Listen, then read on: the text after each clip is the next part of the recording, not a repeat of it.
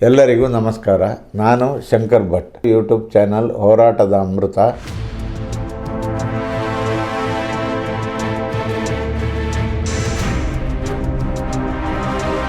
Bitcoin ಹಗರಣ ಪ್ರಕರಣದ ಆರೋಪಿ ಶ್ರೀಕಿ ಅಲಿಯಾಸ್ ಶ್ರೀಕೃಷ್ಣನನ್ನ ಪೊಲೀಸರು ಕೊನೆಗೂ ಬಂಧಿಸಿದ್ದಾರೆ.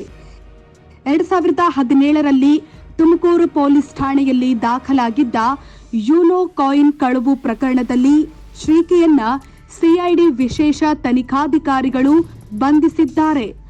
ಪ್ರಕರಣ ಎಸ್ಐಟಿಗೆ ವರ್ಗಾವಣೆಯಾಗಿತ್ತು. 2015ರಲ್ಲಿ ಕೆಂಪೇಗೌಡ ನಗರ ಠಾಣೆಯಲ್ಲಿ ದಾಖಲಾಗಿದ್ದ ಡ್ರಗ್ಸ್ ಕೇಸ್ನಲ್ಲಿ ಶ್ರೀಕಿಯನ್ನ ಬಂಧಿಸಲಾಗಿತ್ತು. ಈ ಕೇಸ್ ತನಿಖೆ ವೇಳೆ ಬಿಟ್ಕಾಯಿನ್ ಪ್ರಕರಣ ಬೆಳಕಿಗೆ ಬಂದಿತ್ತು. 2020ರಲ್ಲಿ ಸುಮಾರು 1000 ಕೋಟಿ ಹಗರಣದ ಬಿಟ್ಕಾಯಿನ್ ಕೇಸ್ನಲ್ಲಿ ಶ್ರೀಕಿ ಬಂಧನವಾಗಿತ್ತು. ಅಲ್ಲದೆ ಶ್ರೀಕಿ ಕಳೆದ 5-6 ವರ್ಷಗಳಿಂದ ವಿವಿಧ ಕ್ರಿಪ್ಟೋ ಕರೆನ್ಸಿ ಮಾರಾಟ ಪ್ಲಾಟ್ಫಾರ್ಮ್ಗಳನ್ನ ಹ್ಯಾಕ್ ಮಾಡಿ ಅವುಗಳಿಂದ ಸಾವಿರಾರು ಬಿಟ್ಕಾಯಿನ್ಗಳನ್ನ ಎಗರಿಸಿದ್ದನು.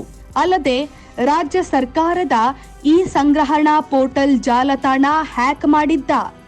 ಈ ಪ್ರಕರಣವನ್ನ ಸಿಸಿಬಿ ಪೊಲೀಸರು ತನಿಖೆ ನಡೆಸಿ ಆರೋಪಿಯನ್ನ ಬಂಧಿಸಿದ್ರು.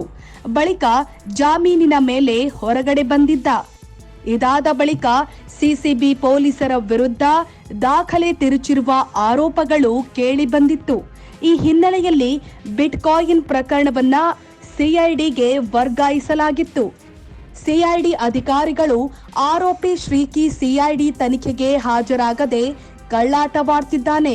ಸಿಐಡಿ ಪೊಲೀಸರು 5-6 ಬಾರಿ ನೋಟಿಸ್ ಕೊಟ್ಟರು ಶ್ರೀಕಿ ವಿಚಾರಣೆಗೆ ಹಾಜರಾಗುತ್ತಿರಲಿಲ್ಲ.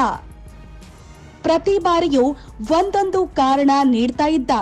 ತಂದೆಗೆ ಹುಷಾರಿಲ್ಲ, ತಾಯಿಗೆ ಹುಷಾರಿಲ್ಲ, ನನಗೆ ಹುಷಾರಿಲ್ಲ ಅಂತ ಕಾರಣ ಕೊಟ್ಟು ಸಿಐಡಿ ಪೊಲೀಸರ ವಿಚಾರಣೆಗೆ ಹಾಜರಾಗುತ್ತಿರಲಿಲ್ಲ. ಇದೀಗ ಸಿಐಡಿ ಅಧಿಕಾರಿಗಳು ಶ್ರೀಕಿಯನ್ನ ಬಂಧಿಸುವಲ್ಲಿ ಯಶಸ್ವಿಯಾಗಿದ್ದಾರೆ. ಶೇರ್ ಮಾಡಿ, ಸಬ್ಸ್ಕ್ರೈಬರ್ ಆಗಿ, ಬೆಲ್ ಐಕನ್ ಅನ್ನು ಒತ್ತಲು ಮರೆಯದಿರಿ.